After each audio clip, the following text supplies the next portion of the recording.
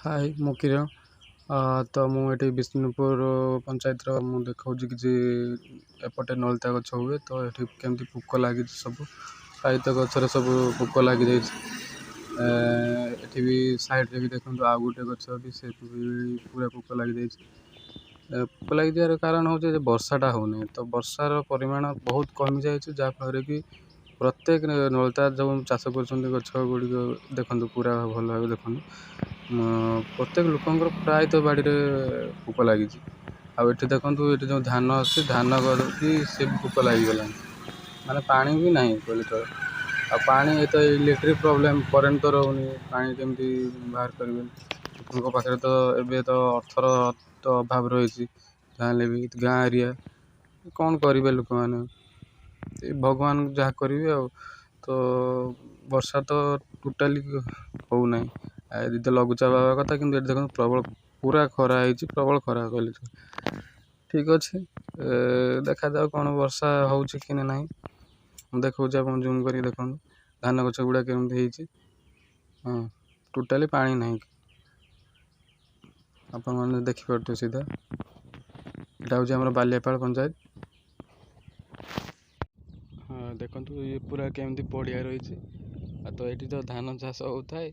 ଏଠି ଧାନ ବି ଅମଳ ସରିଥିଲା ତ ତାପରେ ଦେଖନ୍ତୁ କିଭଳି ଗଛ ସବୁ ମାନେ ଘାସ ଫାସ ସବୁ ହେଇକି ଅଛି ପାଣି ନାହିଁ ଲୋକମାନେ କେମିତି ଚାଷ କରିବେ। ଏପଟେ ଦେଖନ୍ତୁ ଏଇପଟେ ଦେଖନ୍ତୁ ଧାନ ଚାଷଟା ହେଇଛି ତ ଦେଖନ୍ତୁ ପାଣି କେମିତି ଅଛି ପୁରା ଠିକିଆ ଫାଟିକି ଅଛି ପୁରା ଦେଖନ୍ତୁ ପୁରା ଆକାଶରେ ଦେଖନ୍ତୁ ପୁରା ସୂର୍ଯ୍ୟଟା କେମିତି ଅଛି ପୁରା ପୁରା ଇଏ ହେଇକି ଅଛି ତେଜ ହେଇକି ଅଛି।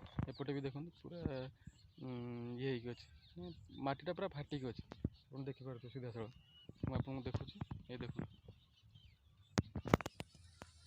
ଏସବୁ ଦେଖିନିଅନ୍ତୁ ଇଏ ବି ହେଇଛି ଏଇ ଆଗରେ ହେଇଛି ସବୁ ତଳା ରୁଆ ହେଇଛି। ତ ପୁରା ମାଟି ଗୁଡ଼ାକ ପୁରା ଠାଁ ଠାଁ ପୁରା ଫାଟିକି ଅଛି ଆଉ ଟିକେ ବର୍ଷା ହେଲେ ଏଇଟା ପୁଣି ରୁଆ ହେଇକି ପୁଣି ସେଗୁଡ଼ାକ ଚାଷ ହେବ। ତ ଦେଖନ୍ତୁ ପୁରା କେମିତି ମାଟି ସବୁ ଏଇଠି ସବୁ ଫାଟିକି ଅଛି ଦେଖିପାରୁଥିବେ ସିଧାସଳଖ ମୁଁ ଦେଖାଉଛି ଆପଣଙ୍କୁ ଏପଟେ ସବୁ ପୁରା ଏରିଆ ଏଇଭଳିଆ ଏଇଠି ସବୁ ଦେଖୁଥିବେ ପୁରା ଖାଲି ପଡ଼ିଆ ପଡ଼ିଛି ଆଉ ଏଠି କିଛି ଚାଷ ନାହିଁ। ଆପଣଙ୍କୁ ତ ଦେଖେଇଲି ନଳିତା ଚାଷ କେମିତି ସେ ତ ପୁରା ମାନେ ଗଡ଼ିଆରେ ବି ପାଣି ନାହିଁ ଏପଟେ ମୁଁ ଆପଣଙ୍କୁ ଗଡ଼ିଆ ବି ଦେଖେଇବି ସିଧାସଳଖ ୟା ପୁରା ଦେଖାଉଛି ଆପଣଙ୍କୁ। ହଁ ଦେଖନ୍ତୁ ଏସବୁ ମାଟି ଯେଉଁ ରଖାହେଇଛି ଗଡ଼ିଆରୁ ଉଠେଇକି ରଖାହେଇଛି ତ ଏଇଟା ନଳିତା ଭେଳାରେ ପଡ଼ିବ।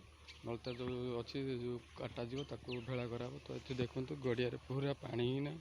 ଏପଟେ ଗଡ଼ିଆ ଗୋଟେ ଦେଖନ୍ତୁ ଗୋଟେ ଦେଖାଉଛି ପୁରା ଗଡ଼ିଆରେ ଟୋଟାଲି ପାଣି ନାହିଁ ଟିକେ ଟିକେ ଦେଖାଯାଉଛି କ'ଣ ଏପଟରେ ବି ଦେଖନ୍ତୁ ଏପଟରେ ବି ନାହିଁ ଏପଟରେ ବି ପୁରା ଗଡ଼ିଆ ପୁରା ଫାଙ୍କା ପଡ଼ିଛି।